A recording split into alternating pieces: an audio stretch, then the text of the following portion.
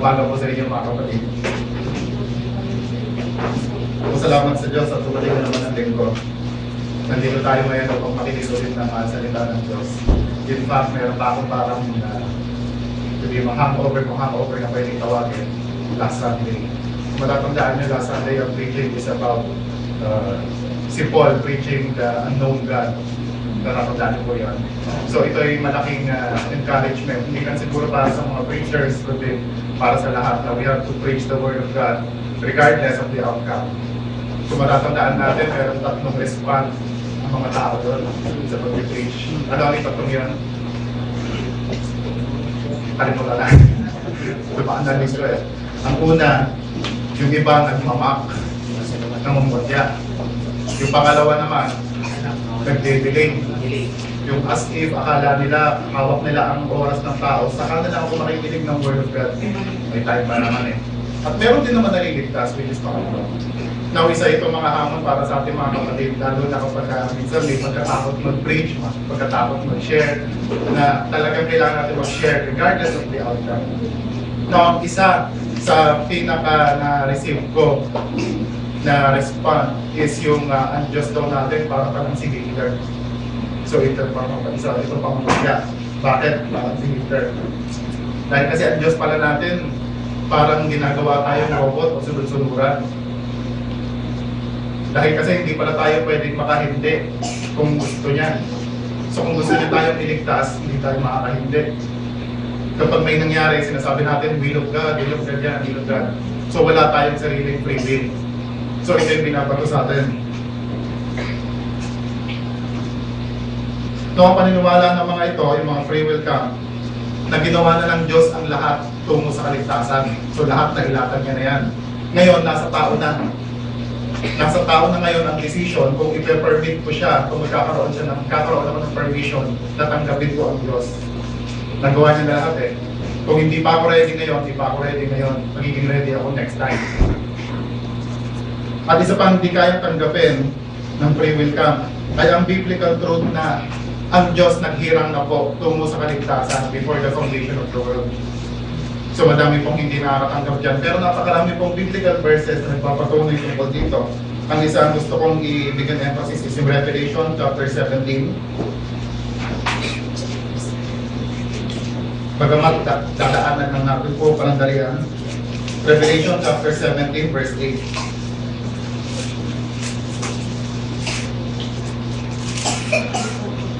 Revelation chapter 17 verse 8. The beast that you saw was, and is not, and shall ascend out of the bottomless pit, and go into perdition.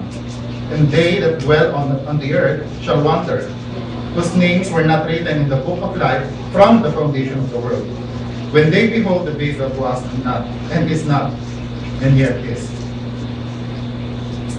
So mula nang itatag ng sanlibutan, ang sinabi dito, yung mga hindi na isulat sa book of life, from the foundation of the world. So meaning before foundation of the world, may mga nakasulat na.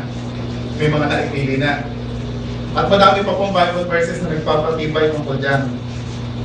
So ang karaniwan na sinasabi, yung mga naniniwala dito sa doctrine of grace na ito, binibigyan nila ng stereotyping o tinatawag nila na Calvinist, mga Calvinist yan, mga tulip yan.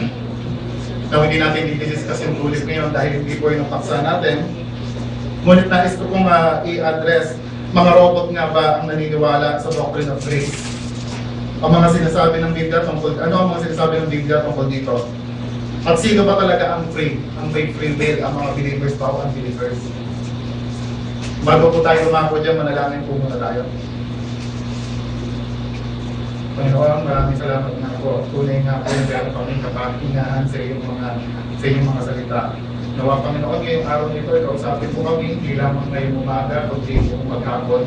Tinanda mo po ang aming puso at isipan para matanggap namin ang ninais mo pong iparating sa amin.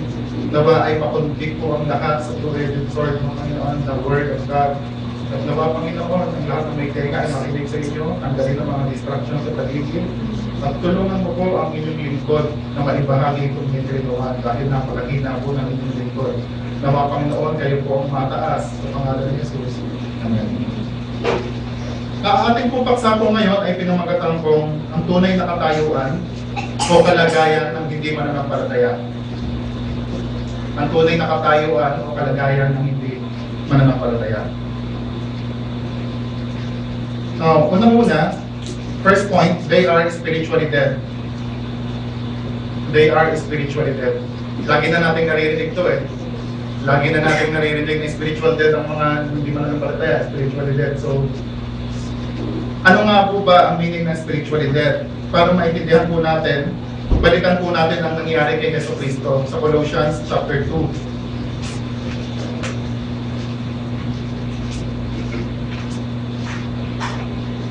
Colossians chapter 2 verse 12. Siguro sa verse 8 muna para makita natin kung sino yung tinutukoy sa verse 12. Beware lest any man spoil you through philosophy and vain deceit, after the tradition of men, after the rudiments of the world, and not after Christ. Buried with him in baptism, wherein also you are risen with him through the faith of the operation of God, who had raised him from the dead.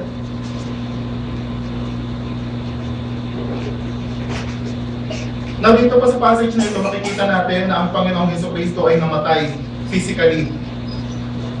At siya'y muling binuhay sa pamamagitan ng pananampalataya sa paggawa ng Diyos.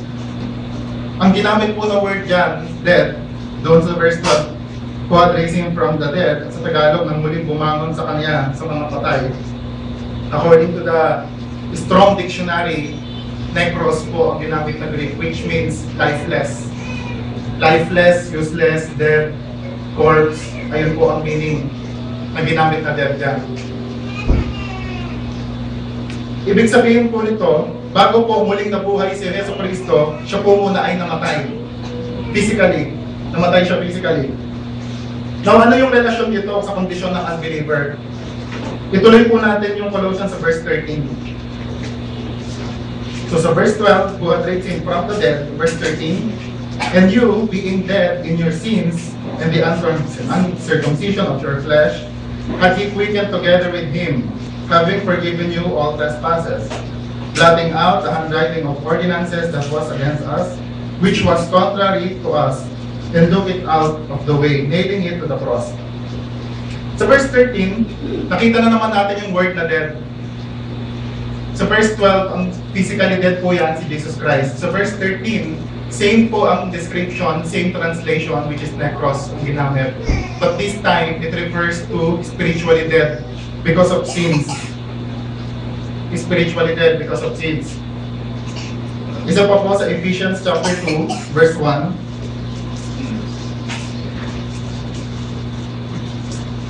Ephesians chapter 2, verse 1. And you had he quickened, who were dead in trespasses and sins, where in times past you walked according to the course of this world, according to the prince of the power of the air, the spirit that now works in the children of disobedience, among whom also we had our conversation in times past in the lust of our flesh, fulfilling the desires of the flesh and of the mind, and were by nature the children of wrath, even as others. But God, who is rich in mercy, for his great love wherewith he loved us, even when we were dead in sins, had he quickened us together with Christ. By grace you are saved. No, sa Ephesians po, dalawang beses yung sinabing word na dead. Same description po, same Greek po ang ginamit, which is necros, which means lifeless. Dead, lifeless, useless. Ganon din po sa Colossians. At napakarami po sa buong Bible, tayo po description, even yung kay Lazarus. Meaning, ang pagkaka-describe ng Diyos sa kondisyon ng unbelievers, which spiritually, ay pareho sa pagkaka-describe kay Jesus Christ nung namatay siya physically. They have the same characteristic, they're both dead. So kapag ka dead, parehong characteristic yan. Siyempre, hindi bumabalik, hindi nagmamahal, so lahat po yun, kasi patay. They're equal, they're both dead. Na kung hindi natin matanggap, o hindi matanggap ng mananampalataya, so hindi mananampalataya na they are spiritually dead, hindi rin po matanggap nila na si Jesus Christ ay namatay physically. Yun lang po yun. Kung hindi natin matanggap na tayo ay spiritually dead before, hindi natin kayang tanggapin na si Jesus Christ ay namatay physically.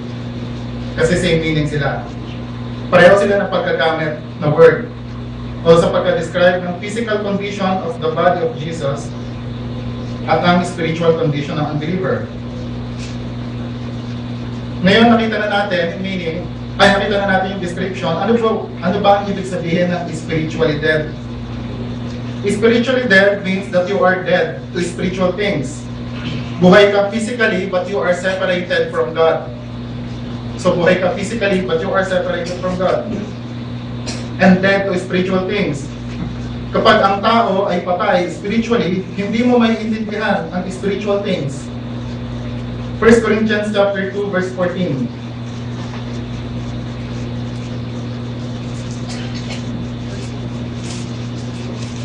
1 Corinthians chapter 2 verse 14. But the natural man received not the things of the Spirit of God, for they are foolishness unto him, neither can he know them, because they are spiritually discerned. No kamangmangan ang tingin sa mga bagay na espiritu, sa mga bagay ng espiritu ng Diyos. Kamangmangan yung mga pinag-uusapan nyo. Bakit? Spiritually dead. They cannot discern spiritually. So, share ko lang kung matatandaan nyo dati, yung meron ako dito umaaten na pamangkin, mabuti, yung bata, dapat babae, inakaranda ko pa lang. Oo. Dati ayaw niya umalis ng Pilipinas. Bakit? Kasi ayaw niya umalis ng BGC. Nabubusog siya ng salita ng Diyos. Ngayon, nandun na siya. Sinabi niya, puro hipokrito pala ang mga nandito. Bakit? Dahil kasi, mali pala ang tinuturo natin. Hindi pala natin naiintindihan ang mga LGBT, lesbian, gays, basta yun na yun. Lesbian, gays, hindi natin naiintindihan. Ngayon, sabi niya, kahit na sinong pastor makausap ko, pagtatanggol ko sila.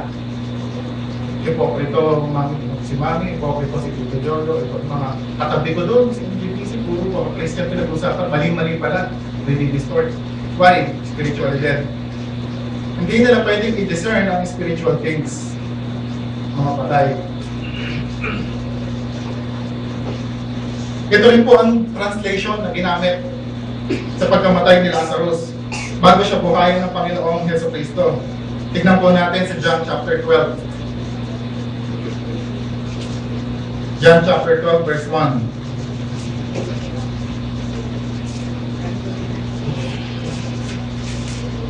Then Jesus 6 days before the Passover came to Bethany where Lazarus was, which had been dead, whom he raised from the dead. Much people of the Jews therefore knew that he was there, and they came not for Jesus' sake only, but that they might see Lazarus also, whom he had raised from the dead. Nung namatay si Lazarus at 4 days na nasa libingan nung binuhay siya ng Panginoong Kristo. Ano ba binuhay ng Heso Kristo? Yung buhay na o yung patay pa? After 4 days, inaagnas na to o nagsisimula ng mabikay, maging mabaho. So ayan po ang description ng spiritual at physical death. Same po sila. At malinaw ang kondisyon ng unbelievers, which is spiritually dead, ay kapareho ng physical death ni Lazarus at ni Lord Jesus Christ. At dahil patay ang unbelievers, pangalawang punto po natin, characteristic ng patay, they cannot seek God. Second point, they cannot seek God. Lahat naman tayo nakaranas na ng namatayan May bumalik ba sa inyo, hinahanap kayo? Bakit di mo ako bibisita? Wala po, di po totoo yun. Deception lang po yung isiptan. Patay na po. It's either nasa heaven lang po yun or wala. Ganun lang po yun. Walang kakayahang umibig sa Panginoon. Walang kakayahang gumawa ng kahit anuman. Nasaan ang free will doon? Ang claim po kasi ng free will ka ay may kakayahan ng tao na makita nila na sila ay makasalanan at hanapin nila ang Diyos para sa kaligtasan. Sila ang may gagawa. Ang pinangahawakan po nila ng passage is yung Luke chapter 11 verse 10. Sinisin po natin parang dalihan. Luke chapter 11 verse 10.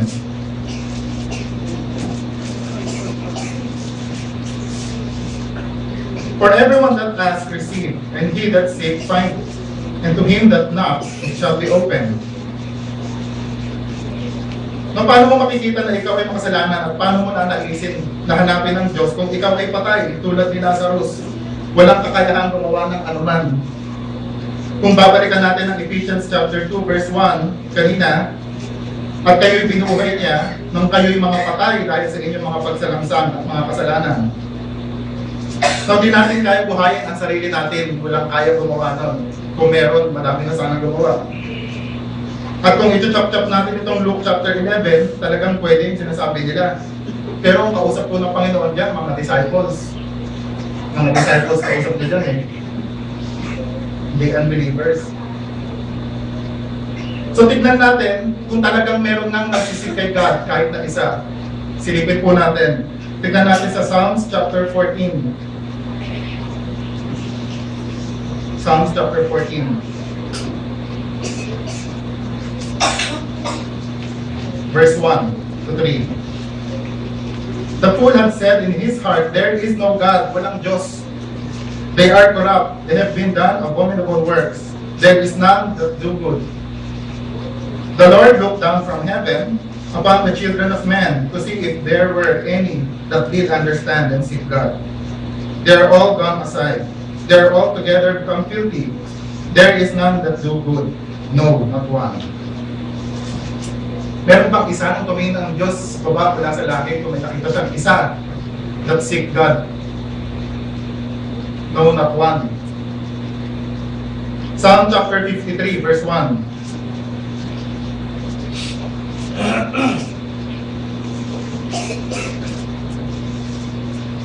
Psalm chapter 53 verse 1. The fool hath said in his heart, there is no God. Corrupt are they, and have done abominable iniquity. There is none that do good. God looked down from the heaven upon the children of men to see if there were that any did understand, if any that seek God. Every one of them is gone back. They are altogether become filthy. There is none that do good, no, not one. Alas pareho, no? So, no, not one. Wala talagang naghahanap sa Diyos. At yung kabisado natin, Romans chapter 3, verse 10. Romans chapter 3, verse 10. As it is written, there is none righteous, no, not one. There is none that understand. There is none that seek after God.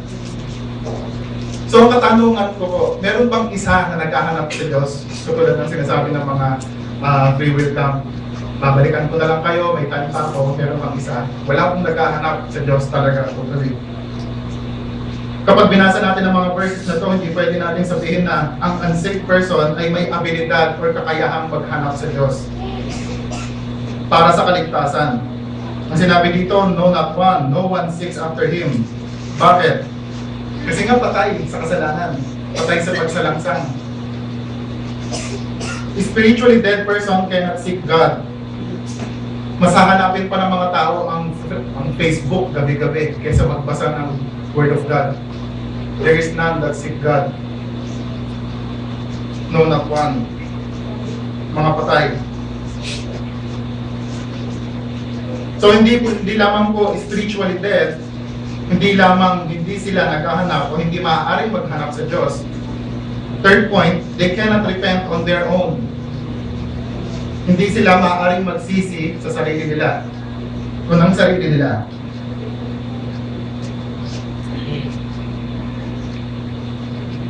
Now, sinasabi po kasi ng mga hindi mananampalataya, kasama na rin po siguro yung mga professing Christians, mga lumalapit sa other cause, na ang tao daw, kailangan lang mag-repent ng kasalanan para sa Diyos kung kailan niya gusto. So, nasa Kanya. Unang-una, repentance means change of mind or pagbabago ng isip. Paano ang isang tao na patay sa kasalanan ay magkakaroon ng kakayahan na baguhin ang kanyang pag-iisip? Patay, isipin niyo yung patay. Paano ang isang patay ay baguhin niya ang kahit na ano sa sarili niya?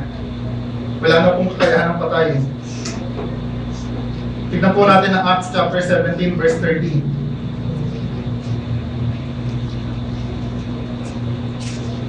Acts chapter 17 verse 30. In the times of this ignorance God went up, but now commanded all men everywhere to repent. Now si God po nag-command all men, everywhere to repent. So kinukuman naman para talaga no? Now tignan nga natin. Ang lahat kaya ay nagsisisi ng kanilang kasalanan. Kapag tinignan niyo sa paligid niyo, masasabi niyo ba na lahat nagsisisi sa kasalanan? Buksan niyo nga lang yung TV, makikita niyo sa news, padami ng padami, nag-multiply ang mga kasalanan eh. So paano mo sasabihin na ang lahat nagkaroon ng change of mind? Paano mo sasabihin na ang lahat ay tumalikod?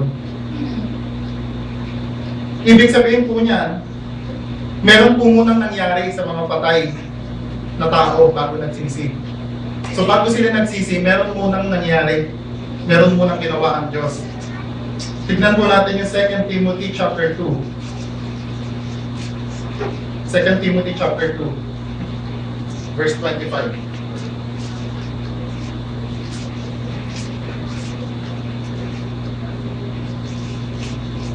In meekness, instructing those that oppose themselves, if God peradventure will give them repentance to the acknowledging of the truth.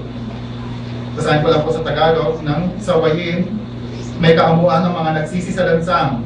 Baka sakaling sila ay pagkalooban ng Diyos ng pagsisisi sa ikaalam ng katotohanan.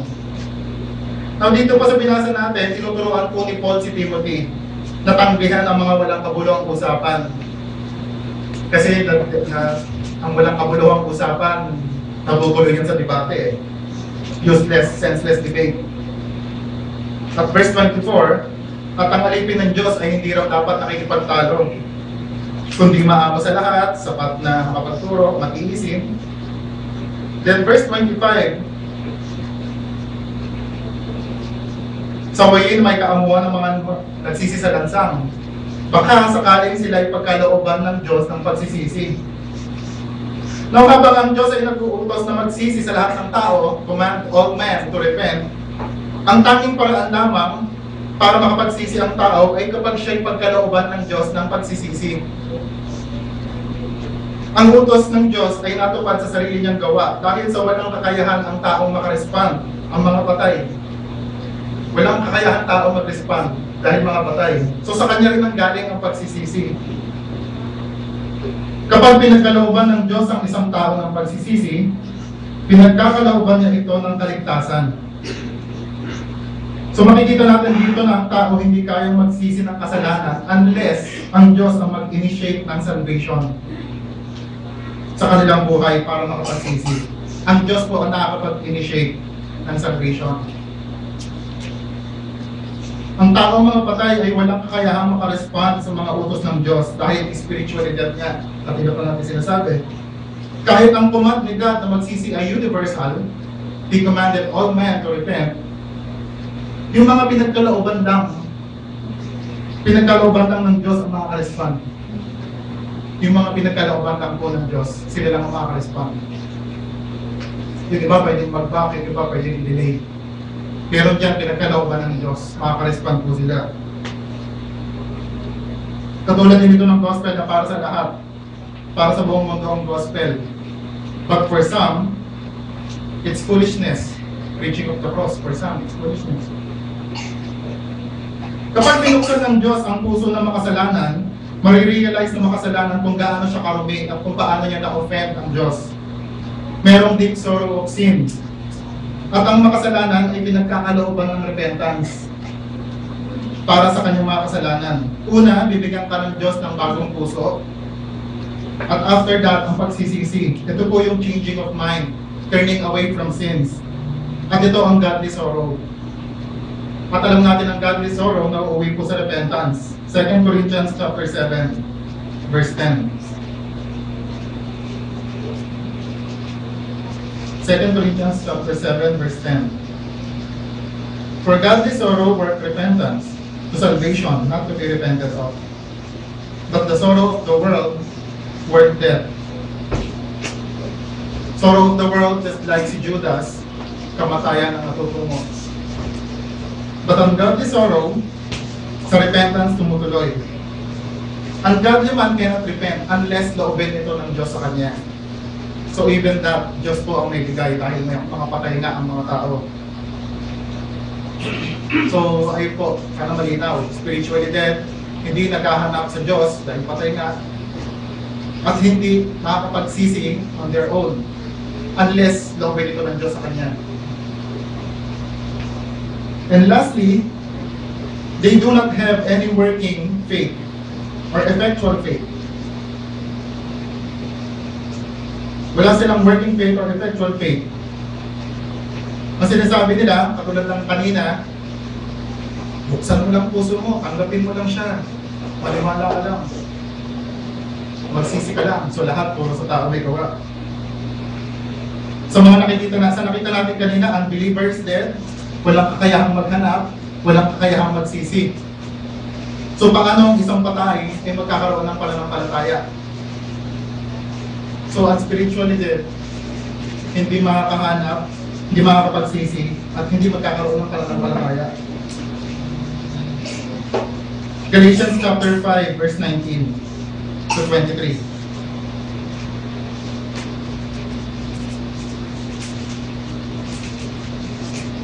Galatians chapter 5 verse 19 to 23. Dito po makikita natin ang dalawang tao, after the flesh and after the spirit. Verse 19. Now the works of the flesh are manifest, which are these: adultery, fornication, uncleanness, lasciviousness, idolatry, witchcraft, hatred, barbarians, emulations, wrath, strife, seditions, heresies, envyings, murders, drunkenness, revilings, and such like, of which I tell you before, as I have told you in the times past, that they which do these things shall not inherit the kingdom of God. So ito po yung after the flesh. Paano po magkaka-faith dyan? Idolatry, magkakaroon ng faith, hatred.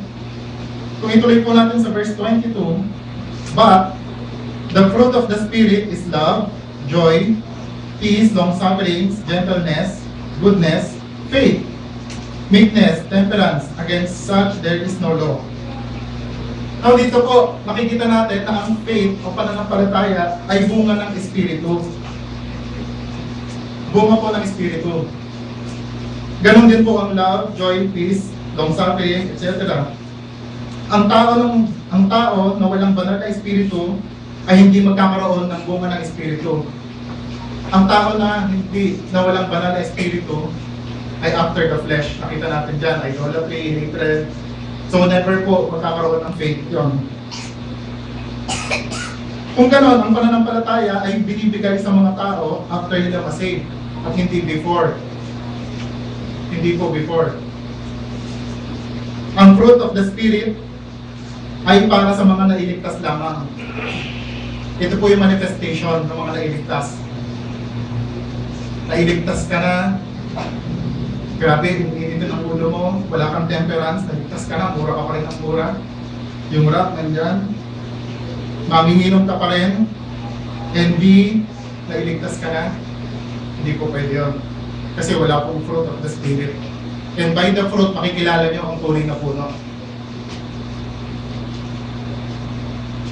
1 Timothy chapter 6, verse 11.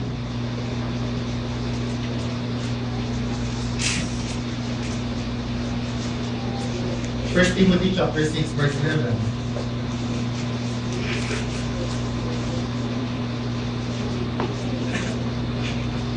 But you, O man of God, flee these things, and follow after righteousness, godliness, faith, love, patience, meekness.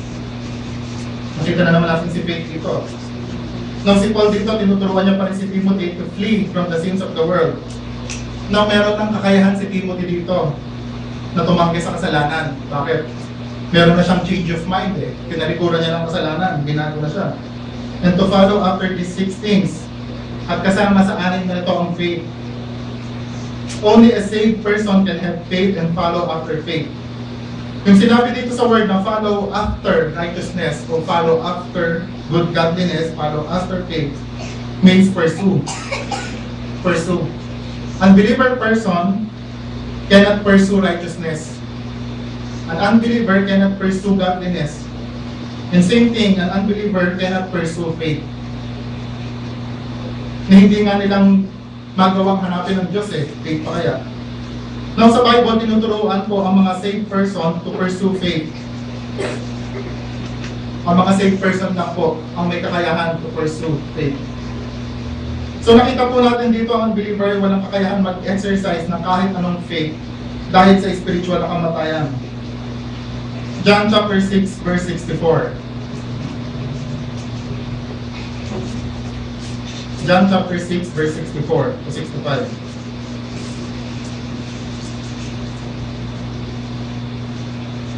Verse 64, but there are some of you that believe not. So walang faith. For Jesus knew from the beginning who they were not that believed not. Who they were that believed not rather. And who should betray Him. So from the beginning, kilala naman ni Jesus Christ kung sino yung magbe-betray sa Kanya. Alam natin ang buong story, kilala niya na eh. And from the beginning, kilala niya na kung sino yung mga walang faith. Verse 64, sinabi yun. And He said, therefore I said unto you, that no man can come unto me except it were given unto him by my Father. So paano natin ma-i-explain yan na nasa atin ang desisyon kung ipe-permit natin si God? Ni wala nga makakalapit kay Yesu Cristo kung hindi loobin ng Ama. Sabi dito sa 65. Now faith comes from Christ. Gift in the body of Christ, fruit of the Spirit. At kaya lamang magamit ng mga anak ng Diyos at hindi po unbeliever. First, the ungodly man needs to be born again by the Spirit of God. And once you have a new heart, there is faith to believe in God and to repent. Once you have a new heart, then meron na pong faith to believe in God and to repent. Ang spiritual birth po, hindi rin po natin gawa yan. Gawa rin po ng Diyos yan, Espiritu. Ito po ay biyaya lamang ng Diyos. Tulad ng sinasabi sa Ephesians chapter 2, verse 8 to 9. Or 5. Even when we were dead in sins and quickened us together with Christ. By grace you are saved. For by grace you are saved through faith and not of yourself. It is a gift of God. So sa summary po, nakita po natin ang scripture na ang unbelievers po, summary lang, they are spiritually dead. They cannot seek God. They cannot repent on their own. And they do not have any working or effectual faith. Parang po malinaw. Malinaw po ba yan? So kung ganun po ang unbeliever, ano po naman ang mga believers? Ang tunay ng mga mananampalataya, ang tunay na malaya o ang may free will, ang tunay na free o freedom, ang pinalaya ni Kristo ay maiuna, merong malayang kaluluwa sa pagtanggi sa kasalanan. Malayang kaluluwa sa pagtanggi sa kasalanan. 1 John chapter 1 verse 7.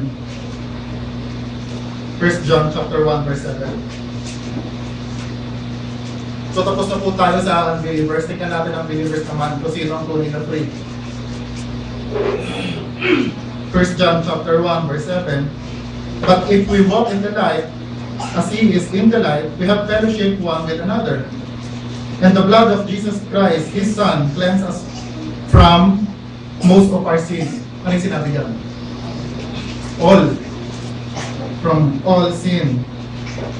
Now, one of the greatest freedom na mayroon ang mga tunay na Kristiyano ay nalinis tayo ng dugo ni Jesus sa lahat daw po ng ating mga kasalanan. Ayan po yung mga hindi napatay. Meron ng kakayahan humindi sa kasalanan dahil ligtas ka na. Nilinis na ng Diyos ang lahat, free from all sin. Tayo ay malaya ng maglingkod sa Panginoon without any guilt or bahid ng anumang guilt from the past. Tayo po ay makakasama niyong muli sa muli niyong pagbalik. At ang ating kaluluwa ay nalinis niya. Lahat ng kasalanan ay nalinis niya as if never po nangyari. As if never nangyari. So hindi po binura lang, talagang tinanggal, as if wala ka ng record. Ayun po yung tunay na malaya.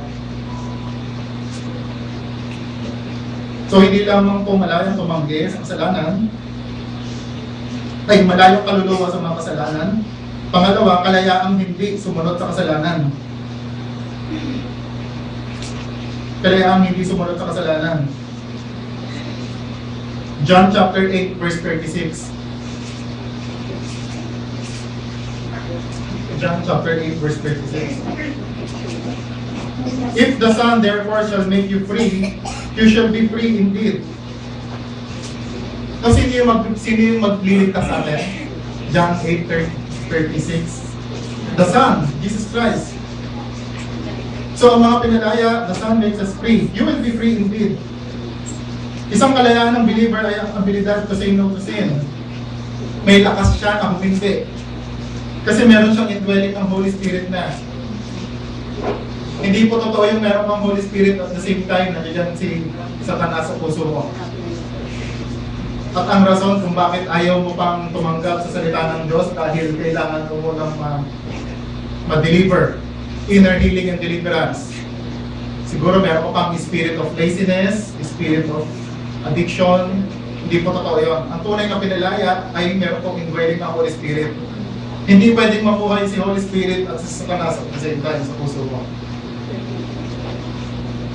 At pangatlo, may isa na lang po, free from the demands of the law for salvation.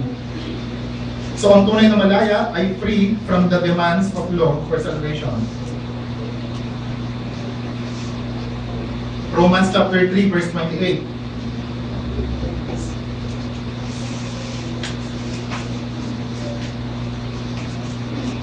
Therefore we conclude that a man is justified by faith without the deeds of the law. Justified by faith. Now, ang tunay na Kristiyano, hindi po kailangan gumawa ng mabubuting gawa kasi hindi po nasa atin yon. Ang mga mabubuting gawa po natin ay filthy rags. There is none that is righteous, no, not one. Ito po ay grace lang. Our salvation is by grace. Ito po ay dahil sa ginawa ni Jesucristo sa krus ng Kalbaryo. Finish. Lacking nothing. Total. Tapos na. Gawang tapos na Jesucristo. At pang-apat, meron po tayong kalayaan para sa kahatulan or judgment. Romans chapter 8 verse 2, meron kalayaan para sa kahatulan or judgment. For the law of the Spirit of life in Christ Jesus had made me free from the law of sin and death. Now, ang lahat po ng tao patungong impyerno, mga patay, mga sarado, ang mga pag-iisip sa spiritual things, lahat po. Now, ang mga believers ay ligtas po sa impyerno na inihanda para sa demon, the devil, and his angels. Meron pong blessed assurance na ang mga tunay na mananampalataya ay pupunta sa presensya ng Diyos na pangbuhay kapag nangatay na. At wala pong authority si Satan sa mga tunay na mananampalataya. Last po, John 14, verse 30. John 14, verse 30. Hereafter, I will not talk much with you, for the prince of this world comes, si Satan po yun, and had nothing in me. Na si Satanas po walang authority kay God, kay Jesus Christ. At tayo, na followers of Jesus Christ, ay wala rin authority si Satan sa atin. Kung walang authority si Satan para sa atin, ayun po ang tunay na kalayaan. Ayun po ang may kakayahan ko hindi sa mga kasalanan. So ang unbeliever ay walang kakayahang mag-initiate ng salvation sa buhay nila kung kailan nila gusto, unless buksan ng Diyos ang spiritual eye nila at pagkalooban sila ng kaligtasan. Mananatili sila sa ganong kalagayan or condition, the spiritual death. Hindi naghahanap sa Diyos, hindi nagsisisi, hindi sumasampalataya. Ibig sabihin po nito, ang unbeliever ay nabubuhay sa kasalanan. At paikot-ikot lamang po sila sa cycle na ito. Wala pong other way out. Unless naubit ito ng Diyos. Now, sa ating po pagtatapos, sa mga Kristiyano, nais ko lang po ulit i-remind na responsibility po natin ang mag-invite. Mag-invite sa mga makasalanan tungo kay Kristo. Dahil hindi po natin nalalaman kung sino ang magiging ligtas sa pamamagitan ng Espiritu ng Diyos. As Christians, we are called to preach the gospel to all, regardless of the outcome, regardless kung saan ang respond sa tatlo. Puputyain ka, next time na lang, matatanggapin nila. Wala po sa atin yun. Ito ay gawa ng Diyos. Our job is to preach the gospel and allow God to do the work of salvation. The message of gospel is free for all.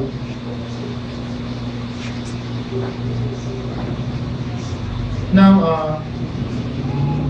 walang tunay na naniniwala sa doctrines of grace ang magpapayo ng gumawa ka ng yung sinasabi ko ng iba, balikan ko lang kahit konti, yung OSAS, one save, always save. Ayan din po ang kiniklaim nila eh. Kung susundan natin ito, save po pala si Judas. E nakita natin, ang worldly sorrow brings death. Sabi sa 2 Corinthians. Walang tunay na naniniwala sa doctrines of grace na magpapayo sa iyo na gumawa ka ng kasalanan kasi assured ka na eh. Assured ka na eh. Ligtas ka na eh. Perseverance of the saints po.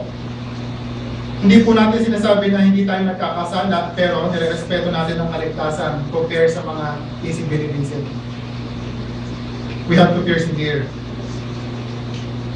At sa mga hindi pa po mananampalataya, balikan po natin yung Hitler ng ating Diyos at robot tayo.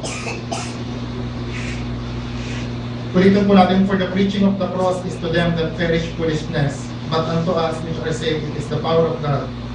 Now, kiniklaim nila na mayroong free will at never daw makikialam ang Diyos. Kung ayaw pa nila, hindi pa nila i-permit na sila ay maligtas, saka na lang. Nabasa po natin, hindi po yung totoo. Sa mga binasa natin, nakita natin ang Diyos ang nag-i-initiate ng salvation at never po ang tao. Hindi sa pamamagitan ng gawa, lest any man should boast. Now, ang kalooban po ng tao ay alipin sa kasalanan at kamatayan. Kahit kailan ang patay at alipin ay hindi po maaaring maging malaya at prisoner at the same time. Kung alipin ka lang. Kung malaya ka lang. There is nothing in between. There is no gray area. Jesus answered to them, Verily, verily, I say unto you, whosoever committed sin is the servant of sin. Whosoever committed sin is the servant of sin. John 8:34. The word servant means slave. Kapag sinabing slave, you are the property of your master. Ang master dito is the sin. So sa mga hindi manampalataya, sino po ang makakapagpalaya sa kasalanan natin? Nabasa po natin kanina, if Jesus will make you free, you will be free indeed. There is no other way. Si Jesus Christ naman po. I am the way, the truth, and the life, and no one comes to the Father but by me. So ayun po ang, kayo na po ang bahalang umatol sa pag-aralan natin kung sino ang tunay na free, ang believer of believers. Manalangin po tayo.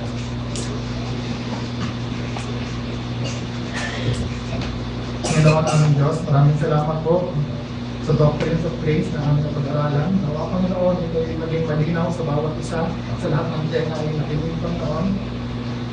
Ang kaligtasan po ay yung gawa. Nawa Panginoon ay magligtas pa po sa aming harapan. Maraming salamat po muli sa pangalan ng Jesus.